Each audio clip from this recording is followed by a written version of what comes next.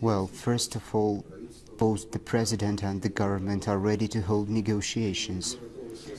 And we are ready to solve all the disputable issues at the round table of negotiations. Today, I had a very constructive meeting with the Secretary General of the Council of Europe, Mr. Jagland, and he said a very good thought, and we agree on it absolutely. The politics should be made not on the streets, but in the parliament. We call upon our colleagues for this, and first of all, we call to stop all those violent actions, to stop capturing buildings, to stop attacking law enforcement officers. Let me read you one report. It comes from my correspondent in Kiev.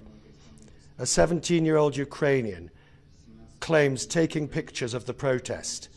Police detained him, broke his leg, stabbed him in the leg, removed his clothes and badly beat him. Now faces multi-years in prison because of the new anti-protest laws. Are you prepared to deal with that side of the equation? The law enforcement officers were given instructions and orders to act within the legislation and not to use any kind of weapon.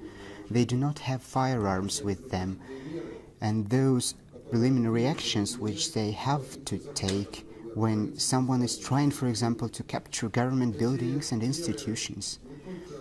All those measures are not just analogical to those used in all the European states, and we know very well how it was happening in the Great Britain when there were mass riots in this country, how this was in France, how this was just recently in Germany.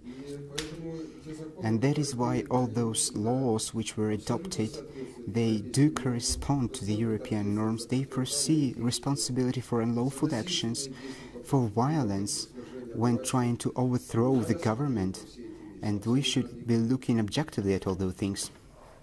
The Russian government is suggesting the situation's getting out of control. Is it?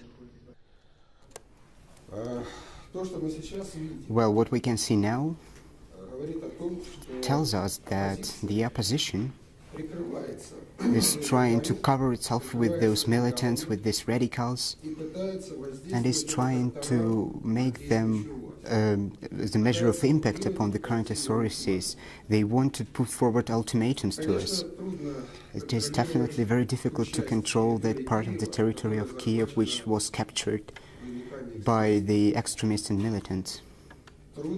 It is difficult to control what is going on in Lviv, but in general in the country, the situation is under control.